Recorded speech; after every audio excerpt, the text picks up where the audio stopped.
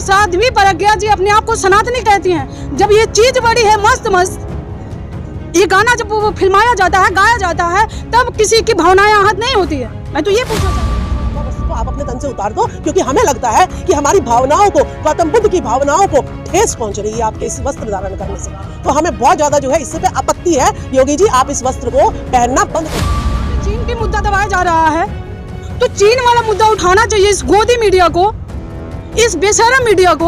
और ये बताइए कि मुझे लगता है कि ये कोई मुद्दा हुई जो है ना, ये जो है पंडित पुजारी, पता नहीं अभी कैंट में देखा होगा आपने, मंदिर में ये एक लड़की का जो है ना बलात्कार कर दिया था, छोटी का, अर्ध जला हालत में जब माँ बाप ने उसको पकड़ा। तो जो है ना, आप लोग जो है ना, इनको उसकी आवाज कौन उठाएगा? प्रज्ञा ठाकुर। इन्हें तो हिंदू मुस्लिम दिख रहा है। शाहरुख खान हिंदू मुस्लिम, बस इन्होंने एक ही चीज टारगेट करनी है, हिंदू मुस्लिम से कह के इस देश का नाश करना इन्होंने। जहाँ पे चीन की मुद्दा दबाया जा रहा है, तो चीन वाला मुद्दा उठाना चाहिए इस गोदी मीडिया को, इस बेशरम मीडिया को। और ये बताइए कि मुझे लगता है कि ये कोई मुद्दा हो ही नहीं सकता है। साध्वी प्रज्ञा ठाकुर ने कहा कि भावनाएं आहत हो रही हैं। ये बताइए, अगर इस मूवी से साध्वी जी का भावनाएं आहत हो रही हैं, तो वो भी एक महिला है, मैं भी एक महिला हूँ, और मैं उनकी बातों पे जोर देते हुए एक बात कहना चाहूँगी। और साध्वी प्रज्ञा जी अपने आप को सनातनी कहती हैं। जब ये चीज बड़ी है मस्त मस्त, ये गाना जब वो फिल्माया जाता है, गाया जाता है, तब किसी की भावनाएं आहत नहीं होती है। मैं तो ये पूछना चाहती हूँ।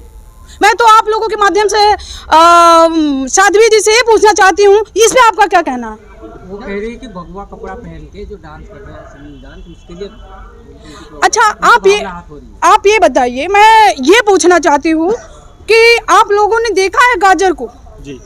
ऊपर हरा होता है और नीचे भगवा कलर होता है। जो मैम की जो भावनाएं आहत हो रही है, ये बताइए, हमारे प्रकृति ने इतना अच्छा उसका कम्युनिकेशन बनाया है, तो ये बताइए कि वहाँ पे तो किसी की भावनाएं आहत नहीं होती। आप पत्ती तोड़ देते हैं, फेंक देते हैं, उसके बाद से आप उसको खाते हैं। तो ये बताइए, हमें तो नहीं लगता है। अगर उनको लगता है तो फिर इसमें भी वो कमेंट करें, और हो सकता है तो हमारे देश में वो किसानों से कह दें कि वो गाजर ही ना उगाए। हमारे देश में निजता का अधिकार है, और हमारे देश में सबसे बड़ी बात है कि मेल और फीमेल, महिला और पुरुष सब बराबर हैं, दोहरी नागरिकता नहीं है, और हर कोई बराबर है। और उस दौर में इस तरह की बातें की जा रही है, वो कौन लोग हैं, क्यों कर रहे हैं, उनका मकसद क्या है, आखिर वो क्या करना चाहते हैं, ये तो उनसे पूछना चाहिए। यही जानना है आपसे कि किस मानसिकता के लोग हैं जो विरोध कर रहे हैं। देखिए, ये आप लोग मीडिया के लोग हैं, और कुछ बेशरम मीडिया, कुछ गोदी मीडिया, कोई चरण भाट मीडिया कहता है, वो लोग ही बता पाएंगे कि वो कौन लोग हैं। चीन का मामला चल रहा है, अभी घटना हुई है, उन मुद्दों से भटकाने के लिए ये मुद्दा लाया गया। ये बताइए, चीन का ही मामला नहीं है। मेरा मानना है कि हमारे देश में कितने मुद्दे हैं,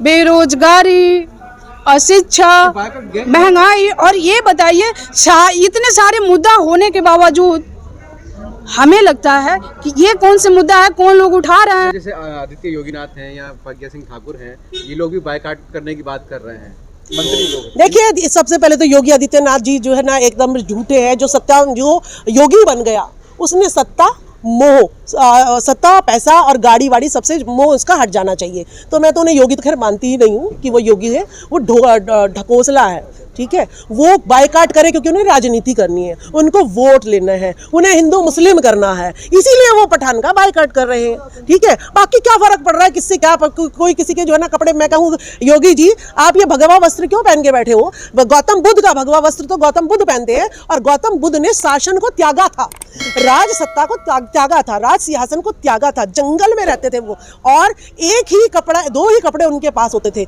इससे ज्यादा वो कपड़े भी नहीं रखते थे अपने पास, और खाने के लिए जो भिक्षा लेते थे वो भी इतनी ही लेते थे कि उस टाइम की पूर्ति हो जाए। ठीक है, आप में तो वो मुझे एक भी गुण नहीं दिखते। तो इस भगवा वस्त्र को आप अपने तन से उतार दो, क्योंकि हमें लगता है कि हमारी भावनाओं को, गौतम बुद्ध की भावनाओं को ठेस पहुंच रही है आपके इस वस्त्र धारण करने से। तो हमें बहुत ज़्यादा जो है इससे पे आपत्ति है। योगी जी, आप इस वस्त्र को पहनना बंद कर दीजिए, बाकी मुझे किसी से कोई लेना देना नहीं है। प्रज्ञा ठाकुर ने कहा है कि जो सनातनी लोग हैं उनकी भावनाओं को आहत हो रहा है। अरे ये सनातन पनातन इन सब चीजों से ऊपर उठो, शिक्षा की बात करो, रोजगार की बात करो। प्रज्ञा ठाकुर जी, आपके देश में कितने बेरोजगार हैं मुझे ये बता दो। उसके लिए तो आपने कभी आवाज नहीं उठाई। महिलाओं का कितना बलात्कार हो रहा है और भगवादारी जो है ना, ये जो है पंडित पुजारी, पता नहीं अभी कैंट में देखा होगा आपने, मंदिर में ये एक लड़की का जो है ना बलात्कार कर दिया था, छोटी का, अध जला हालत में जब माँ बाप ने उसको पकड़ा। तो जो है ना आप लोग जो है ना इनको, उसकी आवाज कौन उठाएगा? प्रज्ञा ठाकुर जी आप छोड़ो इसको, निर्भया कांड का सारा पैसा खा गए, उसकी आवाज कौन उठाएगा? पठान में ये हो रहा है, पिक्चरों में बस एक्टर एक्ट्रेस के ऊपर घूमती रहेगी और हिंदू मुस्लिम, बस यही है। टीवी डिबेट्स हो रही है। देखिए टीवी में 4-5 कुत्ते बैठे हुए हैं, वो सारा दिन भौंकने का काम होता है उनका, ठीक है, उनसे टीवी से हमें कोई लेना देना नहीं है। टीवी इस देश को मिटाने का काम कर रहा है। लेकिन मैडम वही तो देखते हैं ना, ज्यादातर लोग तो टीवी देख रहे हैं ना, न्यूज़ देख रहे तो तभी तो इनका नाश हो रहा है ना।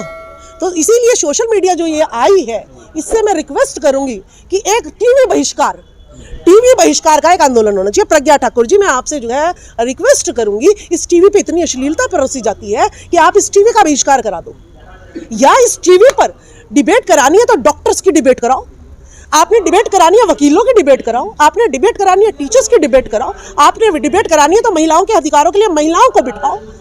तो इस तरीके की डिबेट कराओ ना।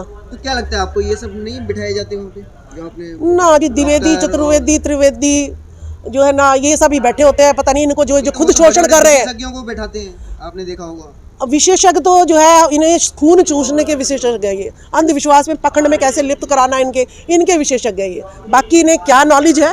इन्हें कुछ नॉलेज नहीं है। इनको लूटना है, फूट डालो, राज करो, बस इतना इन्हें आता है, इससे ज्यादा कुछ नहीं आता। या स्मृति ईरानी हो, सांसद हैं, तो इससे महिलाओं की जो आप बात कर रही हैं, महिलाओं की आवाज को संसद में क्यों नहीं उठाती है वो? देखिए आप स्मृति ईरानी जी को शिक्षा मंत्री बनाया, टीचर ही नहीं रही, वो पढ़ी लिखी भी कम है। अब जब आपको जो है ना आपके हाथ में परेशानी है और मैंने डॉक्टरी की नहीं और मैं आपके हाथ का इलाज कराने लग जाऊं तो बेवकूफ़ी कहलाऊंगी ना। तो ऐसे लोगों से मैं क्या एक्सपेक्ट करूं? ठीक है, जिसने अपनी सहेली के हस्बैंड को ही जो है ना, सहेली को ही चुना लगा दिया, वो किसी और को क्या बख्शेगी? तो ऐसे लोगों से मैं एक्सपेक्ट नहीं करती हूँ। मैं कभी स्मृति ईरानी होगी, प्रज्ञा ठाकुर हो गई, साफ बात करने की हिम्मत है तो हम महिलाओं के, जैसे सावित्रीबाई फूले पे आज कोई कीचड़ उछाल के दिखाए ना, ठीक है। तो हमें ऐसे लोगों को अपना आइडियल बनाना है। मुझे 2014 से पहले स्मृति ईरानी कोई भी हादसा होता तो बाहर आ जाती थी, रोड पे आ जाती थी, आप तो बोलते नहीं है, जब वो मंत्री भी है महिला विकास। देखिए वो उनका उस टाइम सत्ता में नहीं थी, उनको वोट चाहिए थी, तो वोट अब उनको मिल गई है। जब वोट मिल जाए तो बस अब उनके हक अधिकार तो खाएगी ना, तो आप हक अधिकार खाने में समय लगा रही है, पता नहीं कब सत्ता पलट जाए। तो इसीलिए जो है सारे इनके काम चलते हैं कि किस तरीके से जनता को पागल बना सकते हैं, किस तरीके से इनके हकों को खा सकते हैं, वो इन काम में लगी हुई है। जब उस सत्ता से चली जाएगी तब सड़कों पर आ जाएगी। और हिंदुओं की भावनाओं को ठेस पहुंचाएगी। ये टुकड़े टुकड़े गैंग की समर्थन करती हैं उनको, और समर्थक रही है टुकड़े टुकड़े गैंग। हाँ, टुकड़े टुकड़े गैंग तो सबसे बड़ा टुकड़े टुकड़े गैंग तो RSS है हमारा, ठीक है। अब इल्ज़ाम लगाने में कितना भी इल्ज़ाम लगा दो, और शरीफ इल्ज़ाम, राष्ट्रपति मुर्मू जी ने कहा है कि इस देश की जेलों में निर्दोष लोग बंद हैं, ठीक है। तो इल्ज़ाम तो ये निर्दोषों पे ही लगाते हैं। तो सबसे बड़ा टुकड़े टुकड़े गैंग है RSS, जिसने इस देश के टुकड़े टुकड़े कर दिए हैं। कहीं 4 वर्ण बना दिए हैं, इतनी सारी जातियाँ बना दी हैं, 67 जातियाँ बना दी हैं, तो इसने टुकड़े टुकड़े करके देश को रख दिया। नाम हमें टुकड़े टुकड़े कह रही है। तो हमें किसी की भावनाओं से, इन्होंने तो, मैंने कहा है आपको, असली मुद्दों से, OBC की जनगणना करानी है, उसका कोई मुद्दा इनको मायने नहीं रखता, कोई टीवी पे डिबेट नहीं चलती, कोई जो है ना ऐसे नेताओं का बायकॉट नहीं होता जो जनगणना नहीं करा रहे हैं, उन नेताओं का कोई बायकॉट नहीं होता। आपने जो है 52% 1931 में OBC था, उसको 27% आरक्षण दिया, कहते जी 50% से ज़्यादा नहीं होगा, आपने 27 में कर दिया। 27 में से भी 6 में तो अफसरशाही में है और 11% आपका जो है चपरासी कलर में है। तो उसकी कोई आवाज़ नहीं उठाता, उसका कोई बहिष्कार नहीं कराता। अभी आपने किरण रिजिजू का वो भाषण सुना होगा पार्लियामेंट में, उसने क्या कहा है कि करोड़ों के करीब केस पेंडिंग है। क्यों भाई इतने केस पेंडिंग हैं? एक अगर छोटा सा कर्मचारी, सफाई कर्मचारी अगर सफाई ना करे तो उसको सस्पेंड कर देते हो तुम लोग, हैं? छोटे मोटे जितने अफसर हैं उनको सस्पेंड कर देते हो, और तुमने करोड़ों के केस जो है ऐसे अलमारी की अलमारी भरी रखी है। तुम पे कौन हथियार उठाएगा? तुम्हें कौन सस्पेंड करेगा? तो इन चीज़ों पे, मुद्दों पे लड़ाई करवाओ ना देश में। अगर दिखाना है तो ये मुद्दे लेके आओ ना। ये क्या है कि उस एक्टर को विरोध करो, उस फिल्म का विरोध करो, उसने ये पहन लिया, उसने वो पहन लिया।